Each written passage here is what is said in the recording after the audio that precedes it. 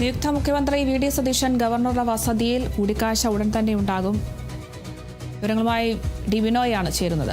ബിനോയ്, ഇപ്പോൾ V D Satheesan നിയുക്ത മുഖ്യമന്ത്രി വി ഡി സതീശൻ മന്ത്രിമാരുടെ ഔദ്യോഗിക പ്രഖ്യാപനത്തിനായി ഗവർണറുടെ വസതിയിൽ എത്തിയിരിക്കുകയാണ്. കൂടിക്കാഴ്ച ഉടൻ തന്നെ ഉണ്ടാകും. ഇപ്പോൾ ഈ ഒരു കൂടിക്കാഴ്ചയിലായിരിക്കും മന്ത്രിമാരെ പ്രഖ്യാപിക്കുക. വിവരങ്ങൾ എങ്ങനെയാണ്?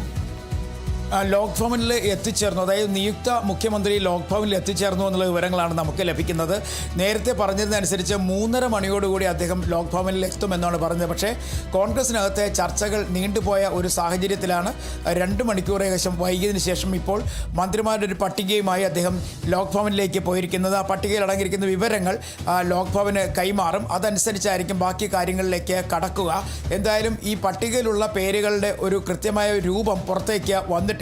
ചില അഭ്യൂഹങ്ങൾ മാത്രമാണ് പുറത്തു വന്നുകൊണ്ടിരിക്കുന്നത്. അതിൽ അവസാന ഘട്ടത്തിൽ ചില മന്ത്രിമാരുടെ പേരുകളുടെ കാര്യത്തിൽ തർക്കമുണ്ടായിരുന്നു. പ്രത്യേകിച്ചും കോൺഗ്രസ് പാർട്ടിയിലെ മന്ത്രിമാരുടെ കാര്യത്തിലാണ് തർക്കമുണ്ടായിരുന്നത്. അതിൽ റോജിയം ജോൺ ആണോ അതോ ചാണ്ടി ഉമ്മനാണോ, അതിനെല്ലാം ഉപരിയായി ഷാനിമോൾ ഉസ്മാൻ്റെ പേരുണ്ടോ, ടി സിദ്ദിഖിൻ്റെ പേരിൻ്റെ കാര്യത്തിലാണ് അവസാന തീരുമാനം ഉണ്ടാകുന്നത്. അദ്ദേഹം വയനാട്ടിൻ്റെ പ്രതിനിധിയായി മന്ത്രിസഭയിൽ ഉണ്ടാകുമെന്ന് പറഞ്ഞിരുന്നു. ഒ ജെ ജനീഷിൻ്റെ പേര് മന്ത്രിസഭയിലേക്ക് വരും എന്ന് പറഞ്ഞിരുന്നു. ഇത്തരത്തിൽ പല പേരുകളും പല ആവർത്തി പറഞ്ഞു കേൾക്കുന്നുണ്ട്. അതുകൊണ്ട് ഒരു വ്യക്തത ഇതുവരെയായും വന്നിട്ടില്ല. എന്തായാലും ടി സിദ്ദിഖ് മന്ത്രിസഭയിലേക്ക് വരും എന്നുള്ളത് ഏകദേശം ഉറപ്പായി കഴിഞ്ഞിരിക്കുന്നു. സിദ്ദിഖിൻ്റെ പേര് ഉൾപ്പെടുത്തിയിരിക്കുന്നു. വയനാടിൻ്റെ പ്രതിനിധിയായിട്ടാണ് സിദ്ദിഖ് എത്തുന്നത്. നിലവിൽ സിദ്ദിഖിൻ്റെ പേര് അവസാന ഘട്ടത്തിലാണ് പരിഗണനയിലെത്തിയിരുന്നത്. മാത്രവുമല്ല, ഒരു മുസ്ലിം പ്രാതിനിധ്യം കൂടി ഉൾക്കൊണ്ടുകൊണ്ടാണ് കോൺഗ്രസിനകത്ത് നിന്നും സിദ്ദിഖിൻ്റെ പേര് മന്ത്രിസഭയിലേക്ക് വരുന്നത്. ഇനി യുവ മന്ത്രിമാർ ആരൊക്കെയായിരിക്കും എന്നുള്ള കാര്യത്തിൽ ഒരു അന്തിമ തീരുമാനം ഉടൻ തന്നെ അറിയാൻ കഴിയും. എന്തായാലും പട്ടികയിൽ ഉൾപ്പെട്ട പേരുകൾ അല്പം വലിയ താമസമില്ലാതെ തന്നെ നമുക്ക് കിട്ടും എന്നുള്ളത് ഉറപ്പാണ്. ആദ്യഘട്ടത്തിൽ പട്ടികയിലുണ്ടായിരുന്ന തിരുവഞ്ചൂർ രാധാകൃഷ്ണൻ, ഒപ്പം തന്നെ എൻ ശക്തൻ തുടങ്ങിയ മുതിർന്ന നേതാക്കന്മാരുടെ പേര് പരിഗണിച്ചിട്ടുണ്ടോ ഇല്ലയോ എന്നുള്ള കാര്യത്തിൽ ഒരു സംശയം ഇപ്പോഴും നിലനിൽക്കുന്നുണ്ട്. അതുകൊണ്ട് തന്നെ ആ പേരുകൾ കിട്ടുന്നതിന് വേണ്ടിയുള്ള അതിലാരൊക്കെ ഉൾപ്പെട്ടിട്ടുണ്ടെന്നുള്ള കാര്യവും ഇപ്പോൾ ഒരു സംശയത്തിൻ്റെ നിഴലിലാണ്. എന്തായാലും ഒരു കാര്യം ഉറപ്പായി കഴിഞ്ഞിരിക്കുന്നു. പട്ടികയുമായുള്ള, അല്ലെങ്കിൽ ആദ്യ പട്ടിക എന്ന് വേണമെങ്കിൽ പറയാം, പട്ടികയുമായി നിയുക്ത മുഖ്യമന്ത്രി വി ഡി സതീശൻ ലോക് ഭവനിൽ എത്തിച്ചേർന്ന് കഴിഞ്ഞിരിക്കുന്നു. ഇനി ഈ പട്ടിക നൽകി വിവരങ്ങൾ സംസാരിക്കും. ഒപ്പം തന്നെ ഔദ്യോഗികമായ ഒരു ക്ഷണം എന്ന നിലയ്ക്ക് വിവരങ്ങൾ സ്വീകരിച്ചതിന് ശേഷം ഔദ്യോഗികമായുള്ള ചടങ്ങുകളെക്കുറിച്ച് വിവരിക്കും. ഇതാണ് ലോക് ഭവനിലുണ്ട ഇന്നത്തെ ഈ കൂടിക്കാഴ്ചയിൽ പ്രധാനമായുള്ളത്. നാളത്തെ ചടങ്ങുകൾ, ആ ചടങ്ങുകൾ എങ്ങനെയായിരിക്കും എന്നുള്ള കാര്യത്തെക്കുറിച്ചുള്ളൊരു വിശദീകരണം ഗവർണർ നൽകും. അത് സ്വാഭാവികമാണ്. ഇനി മന്ത്രിമാരുടെ വകുപ്പ് ഈ മന്ത്രിസഭാ രൂപീകരണ സമയത്ത് തന്നെ ഗവർണർ നൽകണം എന്നില്ല. അതിനുശേഷം ഈ മന്ത്രിമാർ സത്യപ്രതിജ്ഞയ്ക്ക് ശേഷം പിന്നീട് മുഖ്യമന്ത്രിക്ക് ആ തീരുമാനമെടുക്കാം. മന്ത്രിമാരുടെ വകുപ്പുകൾ ഏതൊക്കെയാണെന്ന് തീരുമാനിച്ചതിന് ശേഷം ഗവർണറെ അറിയിച്ചാൽ മതി. ഗവർണർ മന്ത്രിമാരുടെ വകുപ്പും കൃത്യമായ പേരുകളും വിജ്ഞാപനമായി പുറത്തിറക്കുന്നതാണ് പതിവുള്ളത്. ഇത്തവണയും അങ്ങനെ തന്നെ ആയിരിക്കും. ആദ്യഘട്ടത്തിൽ മന്ത്രിമാരാകുന്ന ആളുകളുടെ പേരുകൾ നൽകും. ആ പേരുകളുമായിട്ടാണ് നിയുക്ത മുഖ്യമന്ത്രി വി ഡി സതീശൻ ലോക് ഭവനിൽ എത്തിയിരിക്കുന്നത്. നാളെ സത്യപ്രതിജ്ഞ ചെയ്യുന്ന മന്ത്രിമാരുടെ പേരുകളടങ്ങിയ പട്ടിക ആദ്യം സമർപ്പിക്കും. പക്ഷേ വകുപ്പുകളുടെ കാര്യത്തിൽ പിന്നീടായിരിക്കും ഒരു പക്ഷേ കൃത്യമായി ഒരു വിവരങ്ങൾ നൽകുക. അങ്ങനെ ചെയ്യാൻ കഴിയും. അതൊരു സാധാരണ നടപടിക്രമമാണ്. അങ്ങനെയാണെന്നുണ്ടെങ്കിൽ വകുപ്പുകൾ കൂടി മുഖ്യമന്ത്രി തീരുമാനിച്ചതിന് ശേഷം പേരുകൾക്കൊപ്പം വകുപ്പുകൾ കൊണ്ട് ചേർത്തതിന് ശേഷം ഗവർണർക്ക് നൽകി കഴിഞ്ഞാൽ അത് പിന്നീട് ലോക് ഭവൻ അതൊരു വിജ്ഞാപനമായി പുറത്തിറക്കുന്ന ഒരു പതിവ് കൂടിയുണ്ട്. അങ്ങനെയാണെന്നുണ്ടെങ്കിൽ ഒരു പക്ഷേ പൂർണ്ണ പട്ടികയായിരിക്കാം, അല്ലെങ്കിൽ മന്ത്രിമാരാകുന്ന ആളുകളുടെ ഒരു പൂർണ്ണ പട്ടികയായിരിക്കാം ഇപ്പോൾ ലോക് ഭവനിലേക്ക് നിയുക്ത മുഖ്യമന്ത്രി വി ഡി സതീശൻ കൊണ്ടുപോയെന്ന് നമുക്ക് പറയാൻ കഴിയും. എന്തായാലും നിലവിലെ സാഹചര്യത്തിൽ നേരത്തെ തന്നെ മന്ത്രിസഭയിൽ ഇല്ലാതിരുന്ന, അല്ലെങ്കിൽ വലിയ തരത്തിലുള്ള ചർച്ചകൾ കുടുങ്ങിയിരുന്ന ടി സിദ്ദിഖ് എന്തായാലും മന്ത്രിസഭയിലേക്ക് എത്തിയിരിക്കുന്നു. അതുപോലെ തന്നെ ഒരു തർക്ക പ്രശ്നം ഉണ്ടായിരുന്നത് ഐ.സി. ബാലകൃഷ്ണൻ്റെ കാര്യത്തിലായിരുന്നു. ഐ.സി. ബാലകൃഷ്ണനെ മന്ത്രിസഭയിൽ ഉൾപ്പെടുത്തുന്ന കാര്യത്തിൽ ഒരു തർക്കമുണ്ടായിരുന്നു. ഒപ്പം ആ തർക്കം പരിഹരിച്ചത് ടേം വ്യവസ്ഥയിൽ ആണ്. ടേം വ്യവസ്ഥയിൽ കെ തുളസിയും ഒപ്പം തന്നെ ഐ.സി. ബാലകൃഷ്ണനും മന്ത്രിസഭയിലേക്ക് എത്തപ്പെടുന്നു എന്നുള്ളതാണ്. രണ്ടുപേർക്കും 2.5 വർഷം വീതം ലഭിക്കുകയും ചെയ്യും. ഇതേ ടേം വ്യവസ്ഥ തന്നെ നേരത്തെ കേരള കോൺഗ്രസ് ജേക്കബ് ഗ്രൂപ്പിൻ്റെ ഭാഗത്തിൽ കൊണ്ടുവരാൻ ശ്രമിച്ചെങ്കിലും അത് വലിയ തരത്തിലെ വിയോജിപ്പ് അനൂപ് ജേക്കബ് ഉൾപ്പെടെയുള്ളവർ രേഖപ്പെടുത്തി. മാത്രവുമല്ല മാണി സി കാപ്പൻ അത് അംഗീകരിക്കാൻ തയ്യാറായതുമില്ല. അതുകൊണ്ട് മാണി സി കാപ്പന് ഒരു പക്ഷേ ഡെപ്യൂട്ടി സ്പീക്കർ സ്ഥാനം നൽകിക്കൊണ്ട് പ്രശ്നം പരിഹരിക്കും. നിലവിൽ നാളെ സത്യപ്രതിജ്ഞ ചെയ്യുന്നവരുടെ കൂട്ടത്തിൽ അനൂപ് ജേക്കബും ഉണ്ട് എന്നുള്ള വിവരം ഉറപ്പായി പുറത്തു വരുന്നുണ്ട്.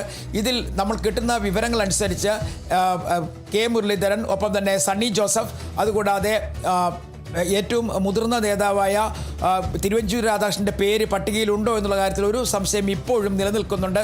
എൻ ശക്തൻ തിരുവനന്തപുരത്ത് നിന്നുള്ള മറ്റൊരു നേതാവാണ്. ഇദ്ദേഹത്തിൻ്റെ പേരിനെക്കുറിച്ചും ഒരു വ്യക്തത വന്നിട്ടില്ല.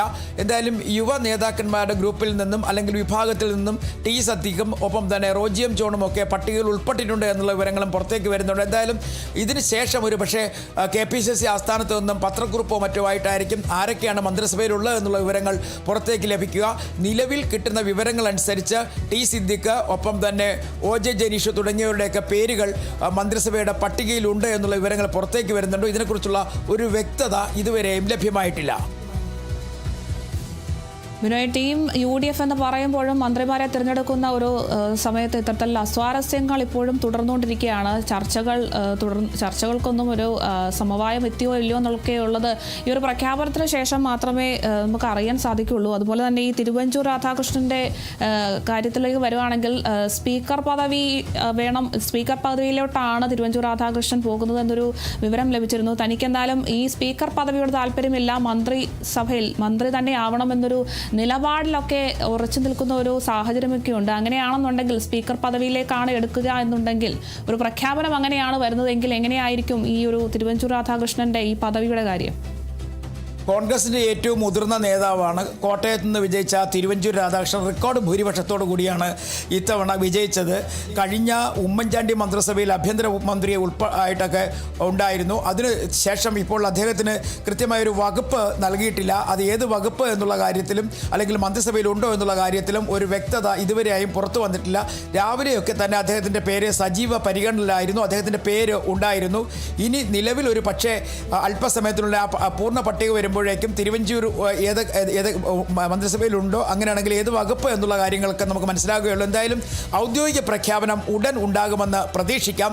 ഘടകകക്ഷികളുടെ പ്രശ്നങ്ങൾ പരിഹരിക്കുന്നതിനുള്ള ആയിരുന്നു ഇന്നത്തെ രാവിലെ മുതലുള്ള ചർച്ചകൾ അധിക സമയവും ചിലവിട്ടത്. പ്രത്യേകിച്ചും ജോസഫ് വിഭാഗത്തിൻ്റെ കാര്യത്തിൽ വലിയ തരത്തിലുള്ള പ്രതിസന്ധി നിലനിന്നിരുന്നു. കാരണം അവർ പ്രധാനമായും 2 മന്ത്രിസ്ഥാനത്തിന് വേണ്ടി വലിയ തരത്തിലുള്ള വാശി പിടിച്ചിരുന്നു. അതിൽ ഒന്ന് മോൻസ് ജോസഫിനും രണ്ടാമത്തേത് തോമസ് ഉണ്ണിയാടനും വേണ്ടിയായിരുന്നു. പക്ഷേ ഇതിനകത്തൊരു പ്രശ്നം, ഒരു പ്രതിസന്ധി നിലനിന്നിരുന്നത് 2 മന്ത്രിസ്ഥാനം കൊടുക്കാൻ കഴിയില്ല എന്ന നിലപാട് കടുപ്പിച്ചു കോൺഗ്രസ്. ഇതേ തുടർന്ന് അവർക്ക് ചീഫ് വിപ്പിൻ്റെ പദവി നൽകാമെന്ന് പറഞ്ഞിരുന്നെങ്കിൽ തന്നെയും അത് അംഗീകരിക്കാൻ തയ്യാറായില്ല.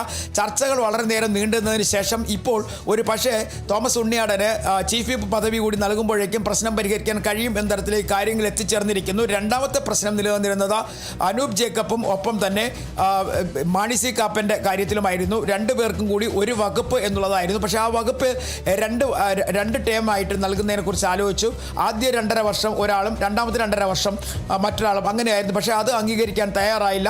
അനൂപ് ജേക്കബ് അത് അംഗീകരിക്കാൻ പറ്റില്ല എന്ന നിലപാട് സ്വീകരിച്ചു. പിന്നീട് വകുപ്പിന് ചൊല്ലിയുള്ള തർക്കങ്ങളായിരുന്നു. ഭക്ഷ്യ സിവിൽ സപ്ലൈസ് വകുപ്പ് വേണം എന്നൊരു നിലപാട് സ്വീകരിച്ചിരുന്നു. പക്ഷേ അത് നൽകാൻ ആദ്യഘട്ടത്തിൽ കോൺഗ്രസ് തയ്യാറായില്ല. ഇങ്ങനെ ചെറിയ ചെറിയ തർക്കങ്ങളും പ്രശ്നങ്ങളും ഒക്കെ നിലനിന്നത് കാരണമാണ് ഈ ഘടകകക്ഷികളുമായുള്ള ചർച്ചകൾ നീണ്ടുപോയത്. ഒപ്പം ലീഗിൻ്റെ മന്ത്രിസ്ഥാനത്തെ ചൊല്ലിയും ചില പ്രശ്നങ്ങളും പ്രതിസന്ധികളും ചർച്ചകളും ഒക്കെ നടന്നിരുന്നു. ആ പ്രശ്നങ്ങൾ കൂടി പരിഹരിക്കേണ്ടതായ വിഷയങ്ങളുണ്ടായിരുന്നു. അങ്ങനെ വന്നപ്പോഴാണ് രാവിലത്തെ ചർച്ചകൾ നീണ്ടുപോയത്. നിലവിൽ ഔദ്യോഗികമായ ഒരു പ്രഖ്യാപനം അല്പസമയത്തിനുള്ളിൽ തന്നെ ഉണ്ടാകും. ആരായിരിക്കും അല്ലെങ്കിൽ ആരൊക്കെ VD സതീശൻ മുഖ്യമന്ത്രിയായുള്ള മന്ത്രിസഭയിൽ ഉണ്ടാകുമെന്നുള്ള കാര്യത്തിൽ അല്പസമയത്തിൽ മാത്രമേ നമുക്കൊരു വ്യക്തത ലഭിക്കുകയുള്ളൂ. ഇപ്പോഴും ഗവർണറുമായുള്ള കൂടിക്കാഴ്ച ലോക് ഭവനിൽ നടക്കുകയാണ്. കാരണം നാളത്തെ സത്യപ്രതിജ്ഞ രാവിലെ ആയതുകൊണ്ട് തന്നെ വളരെ വേഗത്തിൽ മന്ത്രിമാരുടെ ലിസ്റ്റും മറ്റു കാര്യങ്ങളും എല്ലാം ലോക് ഭവന് നൽകേണ്ട ഒരു സാഹചര്യമുണ്ട്.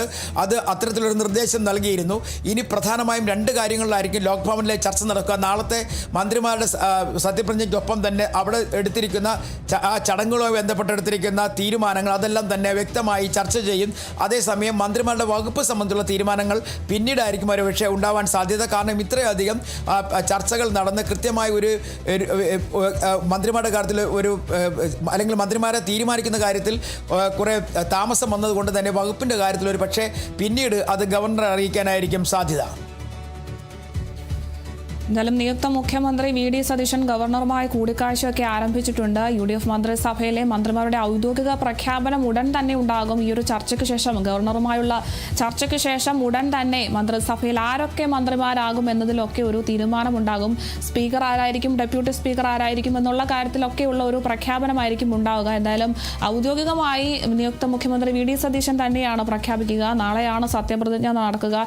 എല്ലാ മന്ത്രിമാരും നാളെ തന്നെ സത്യപ്രതിജ്ഞയും ചെയ്യും. എന്തായാലും കോൺഗ്രസിലെ ടേം വ്യവസ്ഥ നടപ്പിലാക്കാനുള്ള തീരുമാനമൊക്കെ കൈക്കൊണ്ടിട്ടുണ്ട്.